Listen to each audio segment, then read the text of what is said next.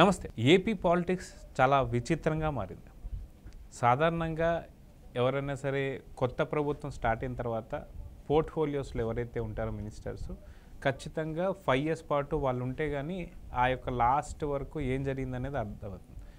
కానీ జగన్ ప్రభుత్వం అందరికీ ఇచ్చినటువంటి హామీలు, ప్రజలకు ఇచ్చిన హామీలు నెరవేర్చుకోలేకపోయింది. కానీ మినిస్టర్స్కి ఇచ్చినటువంటి హామీస్ మాత్రం నెరవేర్చుకుంది. ప్రజలకు ఇచ్చినటువంటి ఒక 750 పైచిలకు హామీలు ఏ ఒక్కటి నెరవేరలేదు.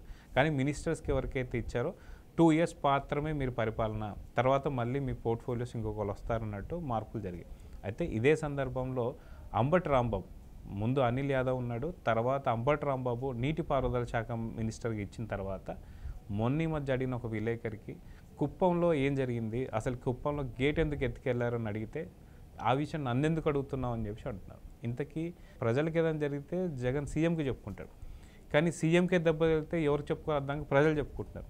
అలానే అసలుకి అంబటి రాంబాబు కూడా అదే పరిస్థితి ఉంది. అయితే వీటన్నిటి మీద మనతో పాటు కనకదుర్గ మేడం ఉన్నారు, వారిని అడిగి చూద్దాం. మేడం నమస్తే. నమస్తే మేడం, అసలు పొలిటికల్గా చాలా ఫన్నీ వేలో వెళ్ళిపోతుందని చెప్పేసి అనుకోవాలి.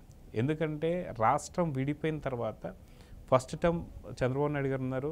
ఆయన ఉన్న హయాంలో మనకి హైకోర్టు కావచ్చు, మిగతా అసెంబ్లీ కావచ్చు, వీటన్నిటి కట్టడాలు అయితే జరిగాయి. ప్రజావేదికలు కానీ ఇలాంటివన్నీ జరిగాయి.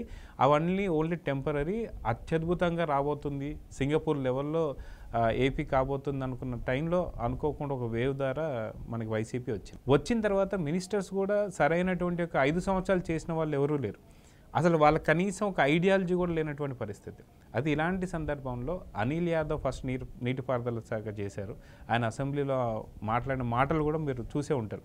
బుల్లెట్ దిగిందా లేదా, 0.5%, 0.5% అన్నట్టుగా ఎటకారంగా మాట్లాడడం కూడా చూసాం.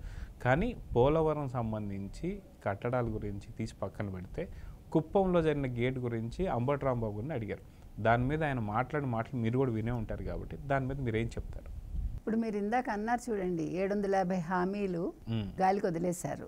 ఇప్పుడు అసలు వీళ్ళు ఏ పోర్ట్ఫోలియోస్లో ఉన్నారో ప్రజలకి తెలియదు. ఒక్క మంత్రి కూడా ఎవరి పోర్ట్ఫోలియో ఏంటి అనేది 5 ఏళ్ళు ముగిసిపోయినా వాళ్ళు ఆపద్ధర్మ మంత్రులుగా, ఆపద్ధర్మ ముఖ్యమంత్రిగా ఉన్నా మన ఎవ్వరికీ తెలియదు. అంటే తెలియదంటే వాళ్ళు అసలు ఏమి పని చేయలేదు. కాబట్టి వాళ్ళు ఏ రోజైనా ఒక ప్రెస్ ముందుకు వచ్చి లేకపోతే ప్రజల ముందుకు వచ్చి ఇగో మేము ఈ శాఖ మంత్రిలో మేము మీకు ఇది చేసామని ఎవడు ఈ రోజు వరకు చెప్పలేదు. కాబట్టి అంబటి రాంబాబు మనకు ఎట్లా తెలుసు? బూతులు మాట్లాడతారు వీళ్ళు. అంబటి రాంబాబు అనగా, కొడాలి నాని అనగా, రోజా అనగా, వాళ్ళు పాపం జగన్మోహన్ రెడ్డి గారికి చిన్న దెబ్బ తగిలితే వెలువెల్లాడిపోయి ప్రెస్ ముందుకు వచ్చి బూతుల్లో వాళ్ళు రీసెర్చ్లు చేసి మాట్లాడతారు. రోజా మీకు తెలుసు, ఆవిడ పర్యాటక శాఖ మంత్రి. ఆవిడకి మన తాజ్మహల్ ఎక్కడుందో తెలియలేదని ఒక మీమ్ కూడా వచ్చింది పాపం. అంటే మనం అందరం, అంటే మన రాష్ట్రాన్ని ఎంత అధోగతికి వీళ్ళు తీసుకెళ్తున్నారో ఇవన్నీ ఉదాహరణలు. మనం సిగ్గుతో చచ్చిపోవాలి. ఎందుకంటే ఆంధ్రప్రదేశ్ ప్రజలు చాలా తెలివైన వాళ్ళని ప్రపంచ పటంలో అందరూ చెప్పుకుంటారు. ఇప్పుడు వీళ్ళు వచ్చాక మనం సిగ్గుతో తలదించుకునే స్థితికి మనం తీసుకొచ్చారు. ఫస్ట్ పాయింట్లోనే అసలు ఏపీకి రాజధాని ఏదంటేనే అక్కడే తలగొట్టేసినట్టు, అక్కడ ఎప్పుడో తలగొట్టేసినట్టు అయిపోయిందండి. ఇప్పుడు ఆంధ్రప్రదేశ్ ఒక తల లేని మనిషిలాగా ఉందండి. మొండమే ఉంది, తల లేదు మనకి. ఎందుకంటే మనకి రాజధాని లేదు. 3 రాజధానులు అంటాడు, అవసరానికి అమరావతి అంటాడు, మళ్ళా లేదంటాడు, రాజధాని అంటాడు. ఎగ్జిక్యూటివ్ రాజధాని దేనికో నాకు అర్థం కాదు. అంటే మీరు అక్కడ గంజాయి పెంచుకోవటానికా మరి ఏంటో మనకు తెలియదు. సరే, ఇవన్నీ పక్కన పెడితే మీరు చెప్పినట్టుగా అంబటి రాంబాబు కుప్పం ఈ విషయాన్ని తీసుకుందాం. అనిల్ యాదవ్ అనే వ్యక్తి అసెంబ్లీలో ఏం మాట్లాడాడో మనకు తెలుసు. బుల్లెట్ దిగిందా లేదా నువ్వు సినిమా డైలాగ్లో చెప్తావు. అక్కడ బుల్లెట్ నిజంగా దింపితే నువ్వు ఉంటావా? అసలు ఇవన్నీ పిచ్చి మాటలు కాకపోతే ఏంటండి? నీళ్ల విషయానికి బుల్లెట్కి సంబంధం ఏమైనా ఉందా? పోలవరం ప్రాజెక్టు అది ఎంత పెద్ద ప్రాజెక్టు. అసలు ఇంకొక టర్మ్ మీరు చెప్పినట్టుగా చంద్రబాబు నాయుడు గారు వచ్చేస్తుంటే ఈరోజు మనం ఆంధ్రప్రదేశ్ ప్రపంచ పటంలో నెంబర్ 1లో ఉండేది. ఎందుకు చెప్తున్నానంటే మనం ముందు ఒకసారి చరిత్రకు వెళ్తే కొంచెం బ్రీఫ్గా, మనకి అప్పులతోటి రాష్ట్రాన్ని ఇచ్చారు. అప్పులతో రాష్ట్రాన్ని ఇచ్చినప్పుడు ఒక చేతనైన ముఖ్యమంత్రి కాబట్టి దాన్ని అన్ని విధాలుగా సంపద సృష్టించాలనే ఒక తాపత్రయంలో ఆయన ముందు టెంపరీగా బిల్డింగులు కట్టుకుంటూ వచ్చారు. ఎందుకంటే ఒక్కసారి పెర్మనెంట్ బిల్డింగులు కట్టడానికి మనకి డబ్బులు లేవు, మన దగ్గర ఆర్థికంగా మనం వెనకబడి ఉన్నాం. సో అప్పులు తెచ్చేసి ముందు బిల్డింగులు కట్టేస్తే అందరూ ఏమంటారండి, అవి అవసరమా, ప్రజల్ని పట్టించుకోవా అని అంటారు కదా. అందుకని ఆయన తెలివిగా ఏం చేశారు, టెంపరీగా అన్నీ తీసుకొచ్చి ప్రజావేదిక కట్టి ఇవన్నీ అమరావతి ఇవన్నీ రెడీ చేసి పెడితే దాన్ని నాశనం చేశారు. మీకు తెలుసు జగన్మోహన్ రెడ్డి రాగానే ఫస్ట్ ప్రజావేదిక కూల్చేశారు. ఇప్పుడు ఆ మ్యూజియం కూడా నిన్నంతా దాన్ని ముక్కలు చేసి పెట్టారు. మీకు ఐడియా ఉండుంటే అమరావతికి సంబంధించినవన్నీ పవర్ పాయింట్ ప్రజెంటేషన్స్ చేసినవి అప్పుడు సంబంధించినవి అవన్నీ కూడా ముక్కలు చేసేసి అక్కడ ఒక సెక్యూరిటీ లేకుండా నిన్న నాశనం చేసి పెట్టారు. సో అక్కడ వాళ్ళు సక్సెస్ అయ్యారు. ఇక ఈ అనిల్ యాదవ్ అనేవాడు పోలవరం గురించి ప్రస్తావించినప్పుడు బుల్లెట్ దిగిందా లేదా అంటాడు. అది అయిందో లేదో తెలియదు, ఏం చేశారో తెలియదు, నిధులు తెచ్చుకున్నారో లేదో తెలీదు. కేంద్రంతో ఎంతసేపు ఈయన కేసుల గురించి మాట్లాడుకోవడంలో ఉండే సంతోషం లేకపోతే ఆత్రం మనకి పోలవరం ప్రాజెక్టు కావాల్సిన నిధులు తేవడంలో కానీ మనకి ప్రత్యేక హోదా తీసుకొస్తా అన్నారు కదా, ఆ హామీ తొంగలో తొక్కేశాడు ఆయన. అసలు ఆ హామీ ఏమైందో ఈ రోజు వరకు తెలియదు మనకి. ఆయన ఇచ్చిన మాటలు ఏవి మద్య నిషేధం చేయలేదు, ఏది నెరవేర్చకుండా అసలు కేంద్రంతో తెచ్చుకోవాల్సిన నిధులు తెచ్చుకోలేదు, ఈ హోదా తెచ్చుకోకుండా వీళ్ళందరూ ఇవన్నీ చేసి పోలవరం గురించి ఆయన కథలు కబుర్లు చెప్పాడు. అయిపోయింది. అనిల్ యాదవ్ వెళ్ళిపోయాడు. అంబటి రాంబాబు గారు వచ్చారు. అంబటి రాంబాబు గారు అనే వ్యక్తి బ్రహ్మానందానికి ఎక్కువ, ఇంకెవరికో తక్కువ. ఆయన చూస్తేనే మనకి నవ్వు వస్తుంది. ఆయన డ్యాన్సులు చేసుకోవడాలు, ప్రెస్ ముందుకు వచ్చి పనికిమాలిన మాటలు మాట్లాడాలు, ఆయన ఏం మాట్లాడుతున్నాడో మనకు అర్థం కాదు. పవన్ కళ్యాణ్ని తిడతాడు, ఒకసారి మన చంద్రబాబు నాయుడు గారిని తిడతారు. ఆయనకి పని పాటు లేదు. ఆయన అసలు ఒక మినిస్టర్ అని మనకి ఇంతవరకు తెలియదు. అయితే ఈ కుప్పం ఇన్సిడెంట్ ఏం జరిగిందంటే జగన్మోహన్ రెడ్డి గారు వచ్చి బట్టలు నొక్కుతాడు కదా, ఆయనకు ఉండే సరదా ఏంటంటే బట్టలు నొక్కడం. పాపం ఆయనకు వచ్చింది అది ఒక్కటే. ఆయన మరి బాగా ఈ గేమ్స్ అవి ఆడేవాడేమో మనకు తెలియదు అంటుంటారు. పబ్జీ ఆడుతూ ఉంటాడు అంటారు కదా. పబ్జీ ఆయన ఆడతాడు కాబట్టి ఇక్కడ కూడా పాపం బట్టలు నొక్కుతాడు ఆయన. ఆ నొక్కడం కోసం వీళ్ళు కొంచెం 2 ట్యాంకులు నీళ్లు పోసేసి ఒక గేటు పెట్టేశారు. ఆయన ఇలా ఎత్తాడు, నీళ్ళు వెళ్ళిపోయి వీళ్ళు గేటు పుచ్చుకుని పారిపోయారు. మళ్ళీ గేటు అమ్ముకోవచ్చు కదా, ఇనప సామాన్లు వాడికి ఇస్తే కొంచెం డబ్బులు వస్తాయి. అమ్మడం అలవాటే కదా మనకి, అమ్మడాలు తాకట్టు పెట్టడాలే కదా వాళ్ళ ప్రత్యేకతలు. సో అది ఎవరో విలేకరు ప్రశ్నిస్తే అసలు నవ్వాలా ఎడవాలా, ఒక నీటిపారుదల శాఖ మంత్రి అయ్యుండి ఆయన విలేకరు అడిగాడు, ఏంటండి మీరు గేట్లు పుచ్చుకుని వెళ్ళిపోయారు, నీళ్ళు వెళ్ళిపోయాయి, ఇక్కడ నీళ్ళు లేవంటే నువ్వు నన్ను అడుగుతున్నావేంటి అంటాడేంటో. మరి ఎవరిని అడిగారు? అసలు అది విచిత్రం కాదు. అసలు ఒక విదూషకుడిలాగా నన్ను అడుగుతావా ఏంటి అని అంటే ఇంకెవరిని అడగాలి? జగన్మోహన్ రెడ్డిని అడగాల? జగన్మోహన్ రెడ్డికి రాయి తగిలితేనే ఆయనకి ఎవరికి చెప్పుకోలేక జనానికి చెప్పుకోండి, ఇంకా ఏపీ ప్రజలు ఎవరిని అడగాలి? అదే కదా.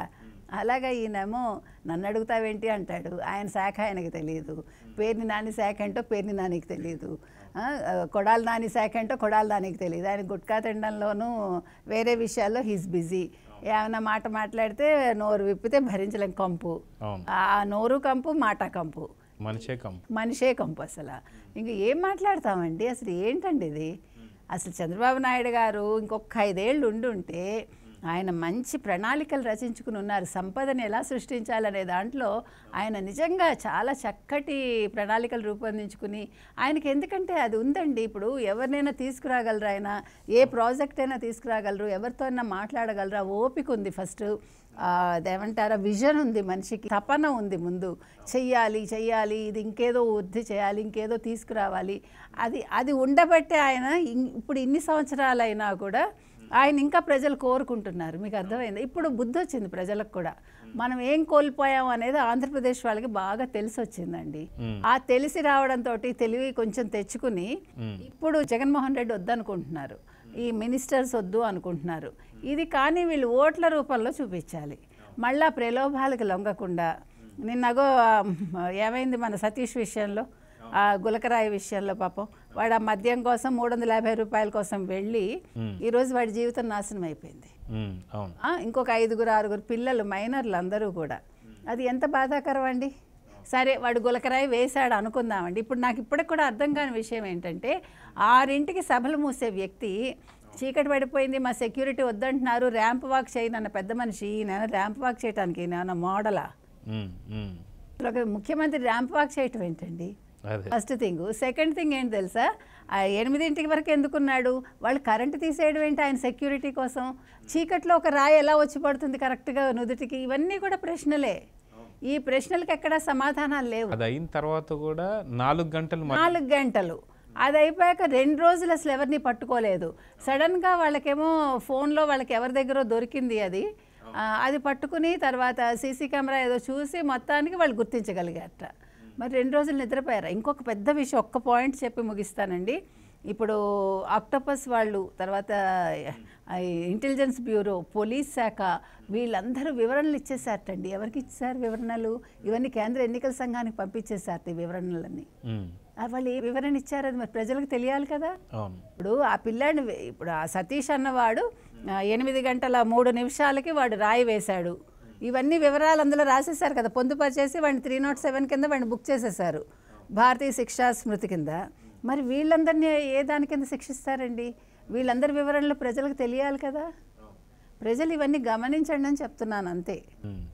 సో చూద్దాం మేడం. మొత్తానికి ఇందాక మనం అనుకున్నట్టు అంబటి రాంబాబు విషయానికి వచ్చేసరికి ఆ నీటిపారుదల నన్ను ఎందుకు అడుగుతాను అన్నట్టు, ఇంతకుముందు పవన్ కళ్యాణ్ పైన కూడా 175 నియోజకవర్గాల పేర్లు మీరు చెప్పగలుగుతారని చెప్పి అంటున్నారు కదా. ఏపీ ప్రజలు అందరూ కూడా ఏమడుగుతున్నారంటే, ఎవరైనా మినిస్టర్ని పట్టుమని 10 మంది శాఖ మంత్రులు ఎవరో చెప్పండి అని చెప్పేసి అడిగే దీనమైన స్థితికి వచ్చాం. చూద్దాం మేడం. మొత్తానికి వీటన్నిటికి కూడా మే 13వ తారీఖు సరైనటువంటి యొక్క ఫలితాలు రావాలని చెప్పి కోరుకుందాం. Thank you.